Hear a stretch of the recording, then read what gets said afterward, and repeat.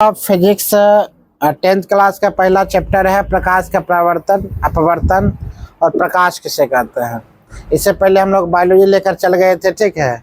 आज जितना हो सके तुम लोग छोटा छोटा नोट पॉइंट करते जाएगा, ज़्यादा सुविधा मिलेगा तुम लोग को।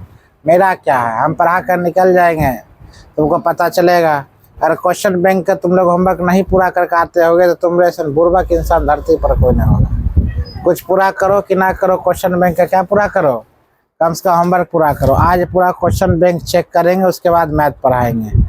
यानी कि 75% अगर जो बना होगा उस वही पढ़ेगा, अन्यथा सबको भगा देंगे, याद रखना। मतलब पहले होमवर्क सीरीज चेक करेंगे, होमवर्क चेक करेंगे तभी मैथ पढ़ाएंगे, अन्यथा मैथ नहीं पढ़ाएंगे। अब तुम्हारे पर डिपेंड करता है तुम मैथ पढ़ो या ना पढ़ो। तब तक हम एक सब्जेक्ट पढ़ाते हैं। प्रकाश का अपवर्तन और परावर्तन क्या है, इसके बारे में समझो। अपवर्तन और परावर्तन कहते किसको है? तो प्रकाश का परावर्तन, अपवर्तन, सर्वप्रथम प्रकाश ज्ञान दो। प्रकाश होता क्या है? वह प्रकाश सीधी रेखा में जो गमन करे, प्रकाश जो सीधी रेखा में गमन करे उसे हम क्या कहते हैं? प्रकाश के माध्यम से हम किसी वस्तु को क्या कर सकते हैं? देख सकते हैं। प्रकाश के माध्यम से हम किसी वस्तु को देख सकते हैं, उसे हम क्या कहते हैं? वह प्रकाश। क्या कहते हैं? प्रकाश। प्रकाश को हम नहीं देखते, प्रकाश को हमें देखते हैं। प्रकाश हमें वह देखते हैं, प्रकाश को हम नहीं देखते हैं। तो प्रकाश सीधी रेखा में गमन करती है। अब प्रकाश के माध्यम से हम किसी वस्तु को क्या करते हैं? आसानी से देख सकते हैं, उसे हम क्या कहते हैं? प्रकाश। अपवर्तन और परावर्तन किसे कहते हैं? ध्यान दो, इसको हम लेकर चलते हैं। प्रकाश के गुण क्या क्या है? तो प्रकाश के गुण के बारे में देखा जाता है, वह प्रकाश सरल व सीधी रेखा में गमन करती है। बात सही है। प्रकाश कभी भी बुआ टेढ़ बा कुछ नहीं आता, प्रकाश सीधी और सरल रेखा में गमन करती है। प्रकाश विद्युतीय चुंबक तरंग, इसीलिए संरचना के लिए माध्यम की आवश्यकता नहीं पड़ती है। प्रकाश अपारदर्शी वस्तु को तीक्ष्ण छाया बनाती है। प्रकाश अपारदर्शी पदार्थ किसे कहते हैं? पहले यह समझो। प्रकाश के पारदर्शी पदार्थ, अपारदर्शी पदार्थ किसे कहते हैं? पारभासी पदार्थ किसे कहते हैं? वह 10th का ये क्वेश्चन में पूछेगा, पारदर्शी, अपारदर्शी या पारभासी। पारदर्शी वो जो प्रकाश आर पार आसानी से दिख जाए, उसे क्या कहते हैं? पारदर्शी। जो प्रकाश वस्तु को आसानी से आर पार ना दिखे उसे क्या कहते हैं? अपारदर्शी। जो प्रकाश जिस पदार्थ से छोटा बहुत अपने में से जाने के लिए दे दे उसे हम क्या कहेंगे? पारभासी। जैसे घिसे हुए कांच, घिसे हुए कांच। अब इसमें प्रकाश क्या कहता है? अपारदर्शी पदार्थ होता है वह। अपारदर्शी पदार्थ में क्या कहेगा? यह जो तीक्ष्ण छाया बनाती है। अब तुम खड़े हो जाते हो, अब प्रकाश के अपोजिट खड़े हो तो तुम्हें छाया आगे बनता है कि नहीं? रीजन बनता क्यों है? क्योंकि अपारदर्शी हम लोग है। अपारदर्शी जैसे वो क्या बनता है? वो छाया बनता है। क्या बनता है? वो छाया। पानी लेकर आओ थोड़ा। छाया बनता है। आगे लेकर चलते हैं। वो प्रकाश की चाल निर्वात में सबसे क्या होता है? अधिक होती है। प्रकाश की चाल निर्वात में सबसे अधिक। निर्वात का मतलब समझो जहाँ कुछ ना हो, जहाँ कुछ नहीं होता उसे हम क्या कहते हैं? वो निर्वात। तो प्रकाश की चाल किसमें सबसे ज्यादा होता है? वो निर्वात में।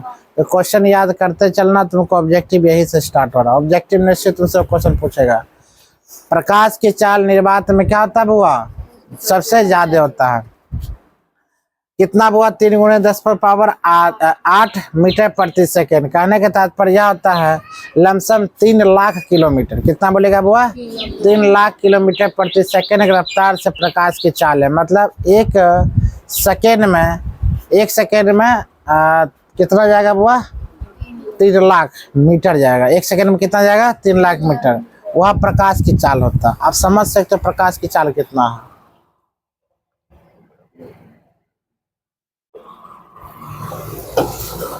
हमें शराब दिए थे, हमें थोड़ी दिया, तुम लोग को दिए थे।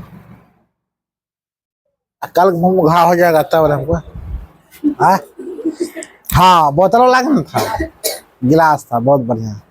तुम लोग समझदार हो। प्रकाश के परावर्तन समझो किसे कहते हैं? प्रकाश के परावर्तन है क्या क्वेश्चन? तो उच्च कोटि के पॉलिश किए हुए पृष्ठ जैसे ही दर्पण अपने पर मुड़ने वाले अधिकांश प्रकार के देखो इस सब तक लिखा हुआ है। प्रकाश की परावर्तन समझो। प्रकाश सरल सीधी रेखा में वो आती है, चिकनी सतह पर या दर्पण पर पड़कर पुनः लौट जाती है, उसे हम क्या कहते हैं? प्रकाश का परावर्तन। बस यही याद रखना। प्रकाश की परावर्तन सीधी रेखा में आती है, वह गमन करती है, चिकनी सतह पर रहकर पुनः लौटने की प्रक्रिया को हम क्या कहते हैं? प्रकाश का परावर्तन। जैसे कभी शीशा में लेना, आईना में लेना, अब प्रकाश सूर्य के भगवान है ना, वो आएगा किसी पर चमकाना, मतलब परावर्तन कर रहा, वो आया, इसमें आया, उसमें परिवर्तन हो गया ना, दर्पण में आया, उसके बाद परिवर्तन, तो हम क्या कहते हैं? प्रकाश का परावर्तन। समझ में आया? एक लाइन में समझ जाओ प्रकाश के परावर्तन ना। अपवर्तन का मतलब वहाँ प्रकाश बिखेर जाए, प्रकाश बिखेर जाता, दूसरी रास्ता में चल जाए, उससे क्या कहता है? अपवर्तन। खैर पहले परावर्तन समझो, जिस राह में हम लोग जा रहे हैं उस राह में पहले परावर्तन समझा करो, ठीक है? या परावर्तन किसे कहते हैं? वो मतलब एक सूर्य की किरणें आता है, प्रकाश किरणें सरल रेखा में आता है और चिकनी सतह पर या दर्पण में आकर पुनः लौट जाती है, वो सीधी रेखा में लौटती है, उसे हम क्या कहेंगे? प्रकाश का परावर्तन। आगे ध्यान दो, वो प्रकाश के परावर्तन के नियम क्या क्या है, ध्यान दो। आपतन कोण परावर्तन कोण के क्या होता है? वो बराबर होता है। आपतित किरण दर्पण के आपतन बिंदु पर अभिलंब तथा परावर्तित किरण से एक ही तल में होता है। जैसे यहाँ पर देख लो, ये वो आपतन कोण, ये कौन है? वो आपतन कोण। ये क्या कहना? परावर्तन कोण। ये आपतित किरण वो यहाँ से आती है, यहाँ से आपतन कोण से आती है, प्रकाश यहाँ से आई, प्रकाश यहाँ से आती है, यहाँ पर टकराई और परावर्तन कोण में परावर्तित हो जाती है। समझ में आ रहा? प्रकाश मतलब आई तो और चल गया दूसरी ओर, समझना? इससे क्या कहते हैं? प्रकाश का परावर्तन। इस और आती है और इस और चल जाती है, और यहाँ पर जो होता है बीच में अभिलंब कोण बनता है, यह होता है आपतन कोण, यह होता है परावर्तन कोण। जहाँ प्रकाश टकराती है उसे हम क्या कहते हैं? अभिलंब। जहाँ प्रकाश टकराती है उसे हम क्या कहेंगे? अभिलंब। जिस एरिया से प्रकाश आए उसे क्या कहते हैं? आपतन कोण। और टकरा कर चल जाते उसे कहते हैं परावर्तन कोण। आज टकरा कर चल जाता है उसे कहते हैं परावर्तित किरण। जो आती है उसे कहते हैं आपतित किरण। समझ में? जहां सा उसे क्या कहेंगे? आपतित किरण। जहां टकरा उसे क्या कहते हैं? अभिलंब। वह कोण को क्या कहते हैं? आपतन कोण। जहां से आ रहा, जहां से जाएगा उसे कोण को क्या कहेंगे? परावर्तन कोण। और जिस एरिया में जाएगा उसे क्या कहेंगे? परावर्तित किरण। क्या समझ में आ चुकी? बेहतर तरीका से डायग्राम के माध्यम से तुम लोग को समझ में आ गया होगा। आवाज जा रही है वहां तक? आवाज नहीं जाएगी तो वहां एक दो साउंड लगा देते हैं, खरीद लेते हैं। एक कोना एक कोना, क्योंकि हमको अब चिल्लाने में नहीं बनता है। चिल्लाते हैं तो आवाज फ्रेश के फटने लगता है ना। माइक खरीद लेते हैं, वो वहाँ पर दो बॉक्स लगा देंगे, मजा से आराम से आवाज धीमी आवाज में बोलेंगे ना, आराम से आवाज आएगा, ताकि हम पढ़ा सकते हैं ज़्यादा। और चिल्ला चिल्ला कर पढ़ने में क्या होता, जाते हैं थक। ऐसे आराम से बोलेंगे, हमें कोई टेंशन नहीं है। चलो, क्या समझ में आया चीज को? ऐसे भी छोटा क्लास है, कोई दिक्कत नहीं है, तुम लोग समझने में कहीं तो दिक्कत ना ना। प्रतिबिंब देखो, प्रतिबिंब वह बनता है जिस बिंदु पर कम से कम दो परावर्तित किरणें प्रतिच्छेद करती है, उसे हम क्या कहते हैं? वह प्रतिबिंब ना। जहां दो बिंदु आकर टकराए उसे हम क्या कहेंगे? वह प्रतिबिंब। प्रतिबिंब जो होता है या प्रतिच्छेद, वास्तविक प्रतिबिंब और आभासी प्रतिबिंब दोनों बनता है। तो क्वेश्चन में तुमको पूछा जाएगा वह वास्तविक प्रतिबिंब किसे कहते हैं और आभासी प्रतिबिंब किसे कहते हैं। क्या क्या बोले? वह वास्तविक प्रतिबिंब और आभासी प्रतिबिंब। यह तब बनता है जब प्रकाश की किरणें वास्तव में प्रतिच्छेद करती है। वास्तविक प्रतिबिंब प्रकाश की किरणें जब वास्तव में दिखाई देती है, प्रकाश इसे दिखाई नहीं देती है, प्रकाश के माध्यम से हम किसी वस्तु को देख पाते हैं। क्या तुमको पता है जब प्रकाश कहाँ है? हमको पता, बैठल है प्रकाश।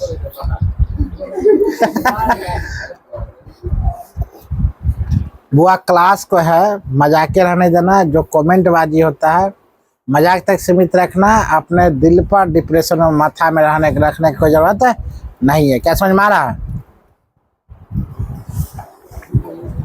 उसके बाद नजरिया सब बढ़िया रहना चाहिए। नजरिया जो होता है, तुमको क्या बोल रहे हैं, इसको क्या बोल रहे हैं, उसको क्या बोल रहे हैं, इस सब को क्या होता है? सही रहना चाहिए। अब क्लास में है, एक साथ तुम लोग बैठते हो, क्लास करते हो ना, मोटिवेट होता है, कभी डिमोटिवेट होता है, कभी दोस्ती यारी होता है, कभी मजाक चलता है। मात्र कितना दिन? 7 से 8 महीना। उसके बाद बुआ तुम कहाँ रहेगा, वो कहाँ रहेगा, अभी बच्चा कहाँ रहेगा, पता चलेगा? नहीं चलेगा। यही लड़ाई झगड़ा कुश्ती हेरे होरे होता है, यही सब याद आएगा 11th में 12th में। जब दूर दराज हो जाएगा तब तुम लोग कहीं अदर एरिया पढ़ने चल जाओ, तब पता चलेगा वो लड़का मेरे साथ पढ़ता था, वो लड़की मेरे साथ पढ़ती थी। एगो कहानी बनकर रह जाएगा, बस क्या बनकर रह जाएगा? कहानी। अब तब उस टाइम जब नंबर हो जाएगी तब तुमको पता चलेगा वही लड़ाई तो बहुत बेहतर था। आज की लड़ाई इंस्टाग्राम, फेसबुक, ट्विटर और नोटबुक में रहकर चलाया ना। एगो आज वीडियो में देखे थे, बड़ा अच्छा वीडियो लगा। कहा था पहले अब वो क्या चीज, तुम लोग वीडियो देखा है? हाँ, इसका मतलब तो वीडियो बहुत देखता है तब तुम बोला ना। इसका मतलब वीडियो देखता है कि ना। पहले वो वीडियो में बोला गया था, अब ये जस्ट देखे थे। पहले बोलता कबूतर था, कबूतर गया तो क्या, ट्यूटर गया तब क्या आता है, बुक। वो काम खत्म हो गया तब वह बुक काम खत्म हुआ तो नोटबुक, काम खत्म हो जाता हुआ था फेसबुक। बुक काम खत्म हुआ क्या है, फेसबुक बेचारा काम खत्म हो जाता हुआ है टेलीग्राम का काम क्रिया खत्म होता था इंस्टाग्राम काम खत्म हो जाता था प्रेम, मतलब लड़का लड़के, वो काम खत्म हो जाता होता वीडियो कॉलिंग। मतलब अभी ट्रेंडिंग में क्या चल रहा है, वीडियो कॉलिंग चल रहा है कि ना। अभी देखा जाए ट्रेंडिंग में क्या चल रहा है, वीडियो कॉलिंग। कहने का मतलब इस सबसे दूर जितना रहोगी, कब से कब तक वो बताते, कम से कम 9, 10, 11, 12 और कम से कम कम्पिटिटिव तक। जहाँ दूर रहोगे तो याद रखना लाइफ सेटल हो जाएगा। तो बचपना तुम लोग में भर कुट के भरा हुआ, यही चीज आगे तुमको ध्यान रखना है। तो क्वेश्चन लेकर आते हैं, वो यहाँ तब बनता है जब प्रकाश की किरणें वास्तव में प्रतिच्छेद करती है, इसे पर्दे पर प्राप्त कर सकते हैं। वास्तविक प्रतिबिंब का क्वेश्चन आएगा तुमको, वास्तविक प्रतिबिंब के क्या पर्दे पर हम उतार सकते हैं? बिल्कुल हाँ, हम पर्दे पर इसको उतार सकते हैं। वास्तविक प्रतिबिंब को पर्दे पर उतार सकते हैं। वास्तविक प्रतिबिंब उल्टा बनता है, बिल्कुल। वास्तविक प्रतिबिंब कैसा बनता है? वो उल्टा। हम जैसे कोई आईना प्रतिबिंब को देखते हैं, वो पिक्चर क्या बनाता है? उल्टा बनाता है। क्या बनाता है? उल्टा। यहाँ पर ध्यान दो, यह तब बनता है जब प्रकाश की किरणें प्रतिच्छेद होती है, प्रतीत होती है। इसे पर्दे पर हम प्राप्त नहीं कर सकते हैं। हम बउआ आप आभासी प्रतिबिंब को क्या पर्दे पर उतार सकते हो? नहीं। उसके बाद आभासी प्रतिबिंब सीधा बनता है, आभासी प्रतिबिंब वो सीधा बनता है और वास्तविक प्रतिबिंब उल्टा बनता है। इसे हम पर्दे पर प्राप्त कर सकते हैं, इसे हम पर्दे पर प्राप्त नहीं कर सकते हैं। नहीं लगता बड़ा इजीली है? लगा नहीं इजी है, लेकिन इजी नहीं है। लिखने देंगे तो पता चल जाएगा। अब इजी से बता रहे हैं, मधुर आवाज में बताने की कोशिश कर रहे हैं। समतल दर्पण बना प्रतिबिंब हुआ। समतल दर्पण जो प्रतिबिंब बनाती है, जिस प्रकार इसे क्रिया का फेस है, उसी प्रकार समतल प्रतिबिंब में बनेगा। तो भोकला सनक नहीं आएगा। मेरा जो फेस है वही समतल प्रतिबिंब में आएगा। लेकिन उत्तल दर्पण में चल जाओ तो हर एक वस्तु बुआ क्या दिखाता मालूम है? उत्तल दर्पण में छोटा छोटा दिखाई देता है। क्या दिखाता है? छोटा। गाड़ी के साइड मिरर में, उत्तल दर्पण लगा रहता है। गाड़ी के हेडलाइट में कौन रहता है?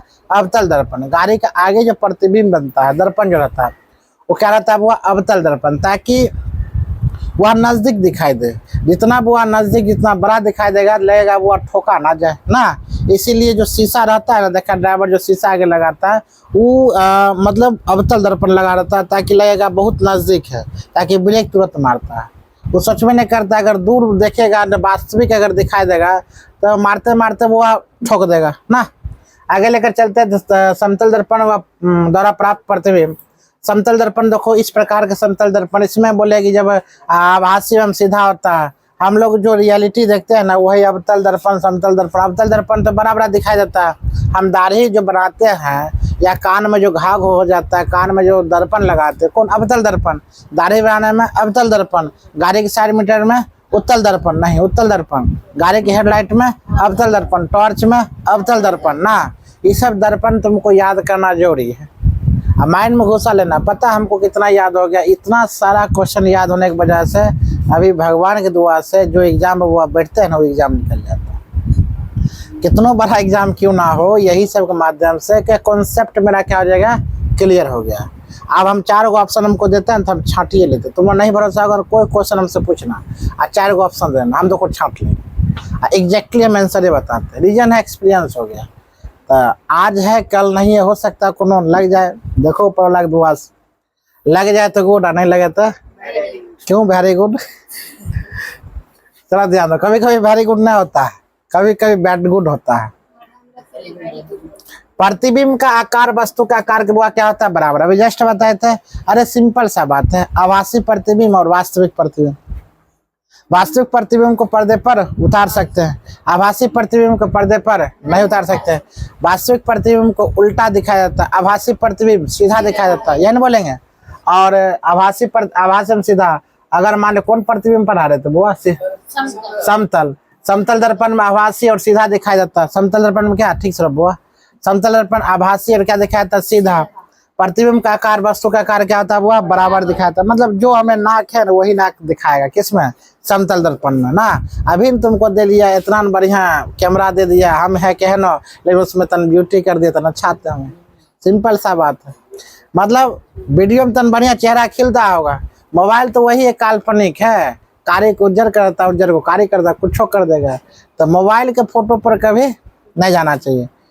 अब ध्यान दो, प्रतिबिंब दर्पण के उतने ही पीछे बनता है जितना वस्तु के दर्पण से दूर रहता है। मतलब प्रतिबिंब जितना तुम हो नहीं खड़े, जैसे कि दर्पण में तुम आगे खड़े हो जाओ, अगर समतल दर्पण है तुम्हारे तो उतना ही पीछे बनता है, जितना वो आगे बनता है उतना ही पीछे बनता है, सेम टू सेम दिखाया जाता है। आगे प्रतिबिंब पार्श्व प्रतिवर्त होता है। अब पार्श्व प्रतिबिंब किसे कहते हैं तो ध्यान दो, इसमें वस्तु का दायां भाग और बायां प्रतीत होता है, मतलब पार्श्व प्रतिबिंब।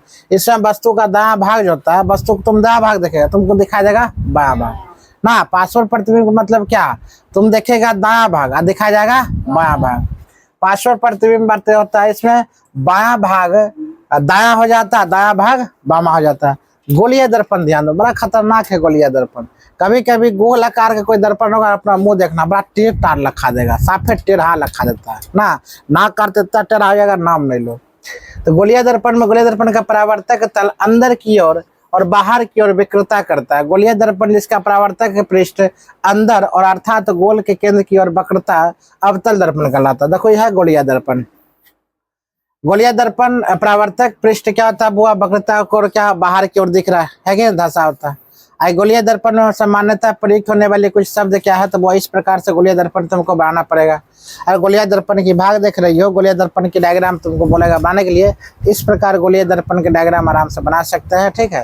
तो फिजिक्स के कॉन्सेप्ट बेसिक है, आराम से समझते रहो, इससे तुमको एक्स्ट्रा नहीं पूछेगा। अगर एक्स्ट्रा पूछेगा तो फिर VVI क्वेश्चन तो हम लिखे हुए करते 1-1.5 महीना जो बचता है ना, तो पूर्णतः फिर चलता है। और कभी भी वो फिर तुम लोग को एक बात हम तुमको बता देना चाहते हैं, तरह तरह का ऑफर तुमको आएगा, क्योंकि पिछले बार भी आया था, तुम लोग को पता होगा, क्रैश कोर्स फलना कोर्स, उस सब में नहीं घुसना है तुमको। अभी से हम क्या करवा रहे हैं, वो क्रैश कोर्स के बाप हम करवा रहे हैं, ठीक है। क्या करवा रहे हैं, देखो तुमको ना होमवर्क क्यों दे रहे हैं मालूम है, ताकि अभी से तुम तैयार हो जाओ। तो ऑटोमेटिक 12 महीना बैठेगा तो हम तुमको इतना दुधारू बना देगा। नाम दुधारू जलप्रपात कहाँ है, मध्य प्रदेश में। देखो इस प्रकार से क्वेश्चन निकालेगी, ठीक है। आगे लेकर चलते ही सब गोलीय दर्पण होता है। ध्रुव हुआ क्या समझो, गोलीय दर्पण के परावर्तक पृष्ठ के केंद्र के दर्पण का ध्रुव कहता है। यह दर्पण के पृष्ठ पर स्थित होता है। ध्रुव की प्राय P अक्षर से निरूपित करता है। मुख्य अक्ष क्या होता है, गोलीय दर्पण के ध्रुव तथा वक्रता त्रिज्या से गुजरने वाली एक सीधी रेखा को मुख्य अक्ष कहते हैं। मुख्य अक्ष दर्पण के ध्रुव पर अभिलंब होता है। ये सब क्वेश्चन तुमको नहीं पूछने वाला, जो बात है तुमको क्वेश्चन है क्यों यहाँ पर था, आभासी प्रतिबिंब और वास्तविक प्रतिबिंब। प्रतिबिंब किसे कहते हैं तुमको पूछेगा, अवतल दर्पण क्या है, उत्तल दर्पण क्या है और समतल दर्पण क्या है। अवतल दर्पण का कार्य पूछेगा, समतल दर्पण का कार्य पूछेगा, उसके बाद यही सब तुमको क्वेश्चन पूछेगा। रे लड़का खड़ा जा, खड़ा, हाँ खड़ा। अवतल दर्पण का कार्य बताओ क्या बताए थे, अवतल दर्पण के कार्य क्या बताए थे, नहीं पता है। जब नहीं पता था क्या खेल रहा था वहाँ, क्या कर रहा था, तब तुमको बनाना है कुछ और, बन रहा है कुछ और। सर्वप्रथम था बृहस्पति है, शुक्र कर ले है, बाल कटवाइए कहेगा, बढ़िया से काट लेना, ताकि चोर हो चुका तरह नहीं कटवाना। चलो आगे देखते हैं। वक्रता त्रिज्या बुआ के देखते हैं। गोलीय दर्पण का परावर्तक पृष्ठ जिसमें गोले का भाग होता है, उसकी त्रिज्या दर्पण की वक्रता त्रिज्या कहलाती है। इस अक्षर R से निरूपित किया जाता है। द्वारक बुआ क्या है, गोलीय दर्पण के परावर्तक पृष्ठ के वृत्ताकार सीमा रेखा व्यास दर्पण का द्वारक कहलाता है। इसे बुआ MN से दर्शाता है। जो इसमें बताए थे ना, ये गोलिया दर्पण जो सब वो देख रहे थे सब, इसी का ये सब भाग है। आर किसे कहते हैं, पी किसे कहते हैं, एफ किसे कहते हैं, इसको निरूपित किया गया। ये सब क्वेश्चन ज्यादा पूछने लायक नहीं है, याद रखना। हाँ, ये याद करना हुआ, छोटे द्वार के गोलीय दर्पण के लिए वक्रता त्रिज्या फोकस दूरी से दोगुनी होती है। हम इस प्रकार संबंध को r बराबर 2f द्वारा व्यक्त कर सकते हैं। तुमको क्वेश्चन पूछा जाएगा, याद रखना। कभी कभी f का वैल्यू दे देगा, कभी r के वैल्यू निकालना रहेगा, कभी r के वैल्यू दे देगा, f का वैल्यू निकालना रहेगा। याद रखना, फॉर्मूला याद रखना, r बराबर हुआ 2f, r बराबर 2f। तुम्हें क्वेश्चन एगो फिक्स है, निश्चित रूप से ऑब्जेक्टिव में क्वेश्चन पूछना होता है, गारंटी है मेरा, याद रखना। नहीं समझ में आता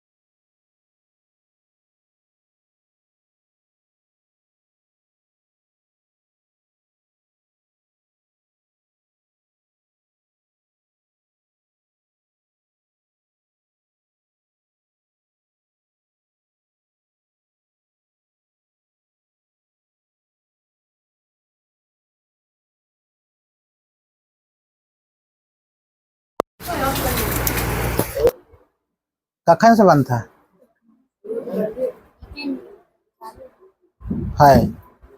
किरण आरेख के बाद ये सब वो अपना देखो डायग्राम बना लेना, ठीक है।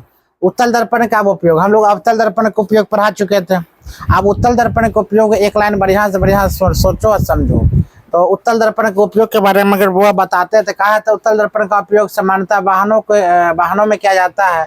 इसमें ड्राइवर अपने पीछे के वाहनों को देख सकते हैं। उत्तल दर्पण की इसीलिए प्राथमिकता दी जाती है क्योंकि ये सदैव सीधा और छोटा प्रतिबिंब बनाते हैं। साइड मीटर के रूप में देखेगा ना तो सदैव क्या मोटरसाइकिल की साइड मिरर में लगा रहता है ना, तो हमेशा याद रखना छोटा और मतलब छोटा और सीधा प्रतिबिंब बनाता, टेढ़ा नहीं बनाते हैं। और ड्राइवर को अपने पीछे के बहुत बड़े क्षेत्र को देखने को भी समर्थन मिलता है। दुकानों में इनका इस्तेमाल सिक्योरिटी दर्पण के रूप में भी किया जाता है। गोलीय दर्पण द्वारा प्रतिबिंब परावर्तन लिए परिपाटी बीम हमेशा दर्पण के बाईं ओर रखा जाता है। और इसका अर्थ है कि दर्पण पर बीम के प्रकाश बाईं ओर से अतीत होता है। मुख्य अक्ष के समांतर सभी दूरियां दर्पण के ध्रुव से ही मापी जाती है। मूल बिंदु की दाईं और बुआ क्या बोलेंगे plus X minus Y X से अनुदिश मापी गई सभी दूरियां धनात्मक मानी जाती है, जबकि मूल बिंदु की बाईं ओर मतलब माइनस होगा तो क्या माना जाएगा ऋणात्मक। अगर माइनस हो तो ऋणात्मक और प्लस हो तो धनात्मक। धनात्मक का मतलब होता है प्लस और ऋणात्मक का मतलब होता है माइनस। मुख्य अक्ष के लंबवत तथा ऊपर की ओर बुआ प्लस वाई माइनस एक्स के अनुदिश मापी जाने वाली को दूरियां धनात्मक मानी जाती है, और माइनस वाई रहेगा तो अनुदिश मापी जाने वाली क्या कहते हैं दूरियां ऋणात्मक मानी जाती है। देखो कुछ इस प्रकार तुमको डायग्राम दिया गया है। हम लोग चाहेंगे इस डायग्राम को तुम लोग कॉपी पर बढ़िया से उतार लेना, ताकि एक सुंदर सा चेहरा रहेगा, सुंदर सा लिखावट रहेगा, ठीक से रहेगा, सुंदर सा रहेगा, बेहतर रहेगा, ठीक है। इसको देखो जिस प्रकार तुमको दिया गया डायग्राम, हम लोग चाहते हैं बेहतर से तुम डायग्राम ले लो। बीम की दूरियां हमेशा ऋणात्मक होती है। अगर बीम की दूरियां अगर बोला जाए हमेशा, अवतल दर्पण की फोकस दूरी हमेशा क्या होता है वो ऋणात्मक मतलब माइनस में होता है। अवतल दर्पण की फोकस दूरी हमेशा क्या होगा ऋणात्मक मतलब माइनस में, और बीम की दूरियां हमेशा क्या होगा ऋणात्मक। आगे उत्तल दर्पण की फोकस दूरी हमेशा धनात्मक होता है। उत्तल दर्पण की फोकस दूरी हमेशा धनात्मक मतलब प्लस में। फिर से तीनों चीज को समझना बढ़िया से बेहतर चीज है। बीम की दूरी हमेशा क्या बोलेगी ऋणात्मक, अवतल दर्पण की फोकस दूरी हमेशा ऋणात्मक, लेकिन उत्तल दर्पण की फोकस दूरी हमेशा धनात्मक। केवल ही प्लस रहेगा, बाकी बात क्या रहेगा वो माइनस में। अगर बीम के दुनिया की बात बोला जाए तो वो स्वयं किससे सूचित करता है यू से। किससे बुआ यू से। अब यहाँ पर दर्पण सूत्र देखो 1/v प्लस 1/u बराबर 1/f। अब देखो ध्यान दो इसको बढ़िया से, ताकि v बराबर बोला जाए प्रतिबिंब की दूरी। अगर भी कहीं मान दिया रहेगा तो क्या बोलेंगे प्रतिबिंब की दूरी। यू बीम की दूरी, देखो प्रतिबिंब की दूरी को हम किससे सूचित करेंगे बुआ बी से, और बीम की दूरी किससे सूचित करेंगे यू से। उसी पर फोकस दूरी किससे करेंगे एफ से। फोकस दूरी तुमको यही पड़ेगा, कुछ फोकस दूरी दिया रहेगा, हो सकता है कुछ बीम की दूरियां दिया रहेगा, हो सकता है तुमको कुछ प्रतिबिंब की दूरियां रहेगा, ये कुछ भी रह सकता है। आगे लेकर जाए आवर्धन। आवर्धन की बात अगर बोला जाए बुआ तो गोलीय दर्पण द्वारा उत्पन्न वह अपेक्षिक विस्तार है जिससे ज्ञान होता है कि कोई प्रतिबिंब बीम की अपेक्षा कितना गुना आवर्धित है। इसे प्रतिबिंब की ऊंचाई तथा बीम की ऊंचाई अनुपात रूप में व्यक्त किया जाता है। जैसे m बराबर क्वेश्चन याद रखना, ये फॉर्मूला तुम 100% याद रखना। m बराबर क्या बोलेंगे प्रतिबिंब की ऊंचाई बटे बीम की ऊंचाई, या हम बोले h बाय क्या बोल सकते हैं h। m के वैल्यू क्या बोलेगी प्रतिबिंब की ऊंचाई बटे किसका ऊंचाई हुआ बीम की ऊंचाई। प्रतिबिंब को किससे सूचित हम लोग किए थे, हाँ अब बीम को किससे सूचित किए थे, हाँ गुड। और फोकस याद रखना m बराबर क्वेश्चन याद रखना। यदि m ऋणात्मक हो तो प्रतिबिंब वास्तविक होता है। ये भी वो ऑब्जेक्टिव तुमको क्वेश्चन बनाएगा। ऑब्जेक्टिव 100% क्वेश्चन होता है क्या क्या, यदि m ऋणात्मक हो तो प्रतिबिंब वास्तविक होगा, यदि m धनात्मक हो तो प्रतिबिंब आभासी होगा, ठीक है। ये सब क्वेश्चन याद रखना। समतल दर्पण द्वारा आवर्धन सदैव +1 होता है। प्लस साइन आभासी प्रतिबिंब दर्शाता है, एक को दर्शाता है। प्रतिबिंब आकार प्रतिबिंब का आकार के बराबर होता है। ये सब क्वेश्चन होता है, ठीक है। आगे प्रकाश का अपवर्तन लेकर हम लोग आते हैं, तो वहां तक तुमको गोलीय दर्पण अवतल दर्पण पूर्णतः समाप्त हो जाती है। हम लोग तुम लोग को यही जाहिर करेंगे बुआ, जाकर एक बार क्या करो लाइनिंग से उतारना शुरू करो और याद करना शुरू करो, ज्यादा बेनिफिट मिलेगा। जैसे जे प्रकरण तुमको हम समझा चुके हैं, आप जे प्रकरण समझा चुके थे, जे प्रकरण से कभी भी हम क्वेश्चन तुमको ले सकते हैं। तो मेरा एक सब्जेक्ट तैयार हो गया, इंपॉर्टेंट सब्जेक्ट जेब प्रक्रम, उससे हम क्या ले सकते हैं, तुमने टेस्ट ले सकते हैं। आप फिजिक्स के एक अध्याय जिससे कंप्लीट होगा तो हम कभी भी इससे क्या ले सकते हैं, टेस्ट ले सकते हैं। कभी नहीं बोलेगा बुआ ये हमको नहीं पढ़ा है, क्योंकि वो सबूत तो रिकॉर्डिंग हो रहा है कि ना। आगे ध्यान दो, प्रकाश का अपवर्तन। जब प्रकाश के एक माध्यम से दूसरे माध्यम में तिरछा होकर जाता, दूसरे माध्यम में संचार की दिशा में परावर्तित हो जाती, तो परिघटना के प्रकाश का अपवर्तन करते हैं। मतलब प्रकाश आती है और पुनः लौट जाती है, मतलब वो सीधी रेखा में आए, सीधी रेखा में दूसरे प्रकाश का परावर्तन करते हैं, या तिरछी रेखा में आए, तिरछी रेखा में लौट जाए, उसे हम क्या कहते हैं, प्रकाश का अपवर्तन। वो चारों ओर लौट जाता है।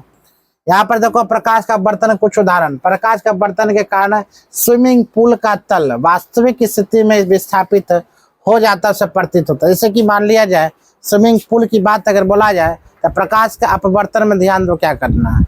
एक माध्यम से प्रकाश की किरण आता है और दूसरे माध्यम में जाकर तब मुड़ने का प्रक्रिया को हम क्या कहते हैं, प्रकाश का अपवर्तन। समझ में आया?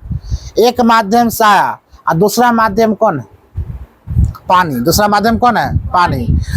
दूसरा माध्यम वहां से जब मुड़ने की प्रक्रिया को हम क्या कहते हैं, प्रकाश का अपवर्तन। जैसे कभी मार्कर को, यह मार्कर को पानी में अगर तुम छोड़ देते हो तो टेढ़ा दिखाई देता है। गौर से देखना, क्या देखा है, टेढ़ा।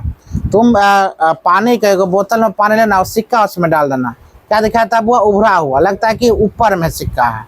या तुम अपने क्या करोगे, टांगों को यहाँ तक टांग के क्या करना, पानी में, साफ पानी में जाकर छोड़ देना और देखना टंगरी क्या दिखाता है, टेढ़ा।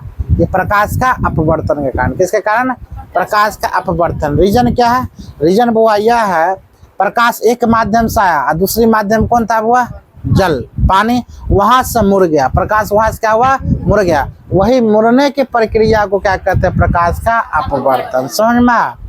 अब प्रकाश के परावर्तन सीधी रेखा में आवे और पुनः लौट जाए, उसे क्या कहते हैं, प्रकाश का परावर्तन। लेकिन इसमें थोड़ा सा, प्रकाश किरणें सीधी रेखा में आए, एक माध्यम से आता और दूसरे माध्यम में जाकर और वहां से लौटने की प्रक्रिया क्या कहता है, प्रकाश का अपवर्तन। जैसे रॉड रख देना पानी में, क्या दिखाई देगा, टेढ़ा।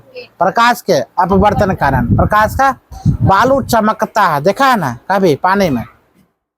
आगे, पानी में आंशिक रूप से डूबी हुई पेंसिल वायु और पानी के अंतर पृष्ठ पर ध्यान ना, क्या दिखा हुआ, टेढ़ी दिखाया था ना। वह डूबी हुई पेंसिल के लग दो, इसको रख देंगे हम किस टेढ़ी, अंदर टेढ़ी प्रतीत होता है, उससे प्रकाश का अपवर्तन करते हैं। कांच गिलास में पड़े नींबू का वास्तविक आकार से बड़े बिल्कुल कांच गिलास ले लो, उसमें नींबू डाल दो, उसमें क्या दिखाया जाता है, बड़ा दिखाया जाता है, प्रकाश के अपवर्तन कारण। किस कारण, प्रकाश का अपवर्तन कारण। आगे लेकर चलते हैं। कागज पर लिखे शब्द गिलास स्लेब से देखने पर ऊपर उठा हुआ प्रतीत, मतलब गिलास दे दो और उसमें सिक्का रख दो, उभरा हुआ प्रतीत होता। हम क्या करते हैं, प्रकाश का अपवर्तन। बोरिंग हो रही हो, हाँ समझ में आ रहा है। चलो आगे लेकर चलते हैं। कांच के आयताकार स्लेब देखो इस प्रकार है, डायग्राम बुआ निश्चित बना लेना है। आप प्रकाश के अपवर्तन के दो नियम कौन कौन है, तो बुआ याद रखना, प्रकाश के अपवर्तन कितने नियम बताएंगे, दो नियम। टोटल इंपॉर्टेंस क्वेश्चन बता रहे हैं, बढ़िया तुम समझना। कहता बुआ आपतित किरण परावर्तित किरण तथा दोनों माध्यम को पृथक करने, ठीक है, पृथक करने वाले पृष्ठ को आपतन बिंदु पर अभिलंब सीधा एक ही तल में होते हैं। प्रकाश के किसी निश्चित रंग निश्चित माध्यम को युग्म के लिए आपतन कोण की जय तथा अपवर्तन कोण की जय का अनुपात स्थित होता है। इसी नियम के स्नेल का नियम भी कहा जाता है। तो स्नेल के नियम तुमसे क्वेश्चन पूछा जाएगा, ठीक है। अब ध्यान दो बुआ, यहाँ पर कुछ क्वेश्चन है। हीरा का अपवर्तनांक सबसे क्या होता है, अधिक होता है। अगर तुमसे क्वेश्चन पूछा जाएगा किसका अपवर्तनांक सबसे ज्यादा होता है, तो क्या बोलेगे बुआ, हीरा का। हीरा का अपवर्तनांक क्या सबसे अधिक होता है। हीरे का आकार अपवर्तन 242 है, और हीरे का अपवर्तनांक बोला जाए कितना बुआ, 242 है। इसका तात्पर्य यह है कि यह प्रकाश की चाल 1/242 गुना कम है। मतलब इसका यह तात्पर्य, अपवर्तनांक की बात बोला जाए, क्वेश्चन तुम्हारा ऑब्जेक्टिव बन रहा है, ऑब्जेक्टिव क्वेश्चन आएगा बुआ सबसे ज्यादा अपवर्तनांक किसका है, तो क्या बोलेगी, हीरा का। इसका मतलब 1/242 भाग गुना का है, प्रकाश इसका कम है। हीरे में निर्वात की अपेक्षा प्रकाशिक सघन माध्यम, दो माध्यम की तुलना करते समय अधिक अपवर्तनांक वाला माध्यम दूसरे अपेक्षा प्रकाशित सघन होता है। प्रकाशीय विरल माध्यम, दो माध्यम की तुलना करते समय कम अपवर्तनांक वाले माध्यम प्रकाशिक विरल माध्यम होता है। और जब प्रकाश की किरणें विरल माध्यम से सघन माध्यम में जाती है तो उसकी चाल धीमी हो जाती है। यानी जब प्रकाश की चाल विरल माध्यम से सघन माध्यम में जाएगी तो उसका चाल क्या होता है, वो धीमी हो जाती है। धीमी हो जाती है यह अभिलंब से क्या दूर हट जाता है। जैसे यहाँ पर ध्यान दो, यह वो सघन माध्यम, यह विरल माध्यम। जब प्रकाश विरल माध्यम से आती है तो यहाँ पर कोई इसको रोक ठोक करने वाला नहीं है। खड़ा जाए, खड़ा जाए, खड़ा हो नवादा। हाँ बता, परावर्तन किसे कहते हैं? खड़ा बता, अपवर्तन किसे कहते हैं? खड़ा रहे, बता, परावर्तन किसे कहते हैं? हाँ, यहाँ बीड़ी गुटका है, इधर से फूक मारे तो नाकों में निकल जाएगा। अब तूने यहाँ पर बोला के उठ बैठ करवाए, मजा आएगा। लाइव में उठ बैठ करवा दे, बैठ। ध्यान दो बात, ये विरल माध्यम है। विरल माध्यम से जैसे यहाँ पर आता है अभिलंब से, यहाँ मुड़ने की प्रक्रिया सघन माध्यम आता है तो उसका प्रकाश की चाल क्या जाता है, कम जाएगा। सघन माध्यम में आएगा तो क्या होगा, धीमा हो जाएगा, कम जाएगा। ठीक है, आगे जब प्रकाश की किरण सघन माध्यम से विरल माध्यम में जाती है, जब सघन माध्यम से वह विरल माध्यम में जाती है तो इसकी चाल बढ़ जाती है। सिंपल सा बात है। विरल माध्यम सघन माध्यम में आएगा तो प्रकाश की चाल घटेगा, और सघन माध्यम से विरल माध्यम में जाएगा तो प्रकाश की चाल बढ़ेगा। बस याद रखना, ये ऑब्जेक्टिव में क्वेश्चन तुमको पूछेगा। गोलीय लेंस दो तलों से घिरा हुआ। गोलीय लेंस कितने तलों से हुआ, दो तलों से घिरा हुआ कोई पारदर्शी माध्यम जिसका एक या दोनों तल गोलीय लेंस कहलाता है। उत्तल लेंस और अवतल लेंस में अंतर ध्यान दो। वह उत्तल लेंस और अवतल लेंस में अंतर की बात बोले, या किनारे की अपेक्षा बीच में क्या होता है, मोटा होता है। या किनारे की अपेक्षा बीच से क्या होता है, मोटा होता है। कौन, उत्तल दर्पण। ये दोनों किनारे की अपेक्षा बीच में क्या होता है, मोटा, उसे हम क्या कहेंगे, उत्तल लेंस। याद रहेगा, किनारे की अपेक्षा बीच में मोटा रहे तो उत्तल लेंस, क्या कहेंगे, उत्तल लेंस। उसी प्रकार या बीच की अपेक्षा किनारे क्या होता है, पतला हो, या दोनों साइड क्या होता है, पतला, बीच में क्या, सॉरी, दोनों साइड क्या होता है, मोटा, बीच में पतला हो, तो हम क्या कहेंगे, वो अवतल दर लेंस।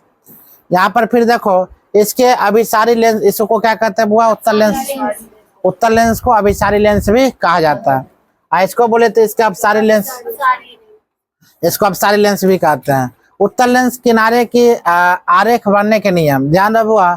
बीम से मुख्य अक्ष के समांतर आने वाली कोई प्रकाश किरण उत्तल लेंस से अपवर्तन के पश्चात लेंस की दूसरी और मुख्य फोकस से गुजर जाती है। अब यहाँ पर दो, मुख्य फोकस से गुजरने वाली प्रकाश किरण उत्तल लेंस में अपवर्तन के पश्चात मुख्य अक्ष से समांतर निर्गत हुआ हो जाता है। इस सब उत्तल लेंस अवतल लेंस का क्या फोकस दूरी, यो वही है आभासी, उल्टा सीधा, अनंतपर दर्पण। देखो एक बार गोलीय दर्पण उत्तल दर्पण की बात अगर बात बोल दी तो आराम से तुम गोलीय दर्पण, उत्तल दर्पण, अवतल दर्पण, ठीक है, उत्तल लेंस, अवतल लेंस, अगर ये सब क्लियर हो जाता तो मैं कम से कम 5-7 नंबर था हाथ में। बहुत सारा क्वेश्चन तुमसे क्वेश्चन पूछा जाएगा। और नहीं भरोसा है तो मॉडल सेट से, सॉरी, क्वेश्चन बैंक क्वेश्चन बनाने दिए होंगे ना। अगर बढ़िया से तुम क्वेश्चन पर बनाई होगी तो क्वेश्चन तुमको निश्चित मिला होगा, गारंटी तुमको मिला होगा। तो क्वेश्चन बैंक में देखना, क्वेश्चन मिला होगा। ठीक है, तुम लोग को तो बहुत हुआ ज्यादा करवा रहे अभी। पिछले वाला बैच में मात्र 20 से लेकर 24 तक करवाए, वही में क्वेश्चन बहुत टकरा गए। तुम लोग कहा 11 से स्टार्ट किए हैं, 11, 12, 13, 14, 15, 16, 17, ये साइंस का खत्म होगा। साइंस के बाद तुमको देंगे फिर SST के देंगे, फिर संस्कृत के देंगे, फिर हिंदी के देंगे, इस प्रकार चलते रहेगा। 1 नंबर तैयारी होगा, खाली बढ़िया से पढ़ना। ठीक है, माता पिता को ठकने का काम नहीं करना। अवतल लेंस किरण आरेख अगर उत्तल लेंस का था तो बीम में से मुख्यतः समांतर आने वाले कोई प्रकाश किरण अवतल लेंस से परावर्तन के पश्चात चित्र रेखा में दिखाए गए अनुसार लेंस की उसी और स्थित फोकस से अपसाइड, ये सब क्या हुआ, अवतल लेंस की भाग है। अवतल लेंस भी हुआ या वहां से सीधा, जैसे कि हम बताए थे ना, उत्तल दर्पण बताए थे और अवतल दर्पण बताए थे। सेम छोटा सा यह उत्तल लेंस है और अवतल लेंस, वही काम है, हल्का फल्का चेंजिंग मिलेगा और कुछ नहीं मिलेगा, खाली ये मतलब। गोलीय लेंस में जैसे गोलीय दर्पण बताए थे इसी प्रकार गोलीय लेंस है। अब गोलीय लेंस में वो सूत्र याद है 1/v - 1/u = 1/f, ये फार्मूला वो याद रखना। ठीक है। देखो थोड़ा बहुत है यहाँ पर क्वेश्चन क्या है डायोप्टर के बारे में, थोड़ा यहाँ ध्यान दो। डायोप्टर उस लेंस की क्षमता जिसकी फोकस दूरी क्या होता है 1 मीटर, क्या होता है वो 1 मीटर। डायोप्टर उस लेंस की क्षमता जिसकी फोकस दूरी कितना होता है 1 मीटर। उत्तर लेंस की क्षमता धनात्मक होती है और अवतल लेंस की ऋणात्मक होती है। क्वेश्चन याद रखना, उत्तर लेंस की क्षमता क्या होता है वो धनात्मक, अवतल लेंस की क्षमता क्या होता है ऋणात्मक, ठीक है। अनेक प्रकाशीय तंत्र में कई लेंस लगे होते हैं, अनेक प्रकाशीय तंत्र में कई लेंस लगे होते हैं। उन्हें प्रतिबिंब को अधिक आवर्धित और सुस्पष्ट बनाने के लिए संयोजित किया जाता है। संपर्क में रखे लेंसों की कुल क्षमता उन लेंसों के पृथक क्षमताओं का बीजगणितीय योग वो अगर देखा जाए फॉर्मूला तो P बराबर P1 plus P2 plus P3 dot dot dot P4 P5 ऐसे तुमको देखा जाएगा। तुम्हारा चैप्टर 1 अध्याय कंप्लीटली काम खत्म हो गया। हम लोग क्या क्या सीखे, सिंपल कोटा में बात बोला जाए, अपवर्तन सीखे, परावर्तन सीखे, गोलीय दर्पण सीखे, अवतल दर्पण सीखे, उत्तल दर्पण सीखे, उत्तल लेंस सीखे, अवतल लेंस सीखे। जो क्वेश्चन पूछा जाता है इंपॉर्टेंस वही क्वेश्चन तुमको दिया रहेगा। अब हम यहाँ पर क्या लेंगे, तुमको छोटा सा टेस्ट लेंगे, जैसे लेंस के बारे में, अवतल लेंस के बारे में, उत्तल लेंस के बारे में या प्रक्रम के बारे में। तो ये लेक्चर क्लास था, एक क्लास में इससे ज़्यादा तुमको क्वेश्चन पूछ नहीं सकता है, ठीक है। अगर पूछेगा तो फिर हम क्लास चलाएंगे। तो आज ही चैप्टर हो गया, कल ही लेकर चलेंगे केमिस्ट्री एक चैप्टर, समझ में आ गया। पहले केमिस्ट्री, फिर बायोलॉजी, फिर फिजिक्स, फिर केमिस्ट्री, सही रहेगा। इस प्रकार से तीनों काम खत्म हो जाएगा। चलो बंद करो बुआ। हाँ 20।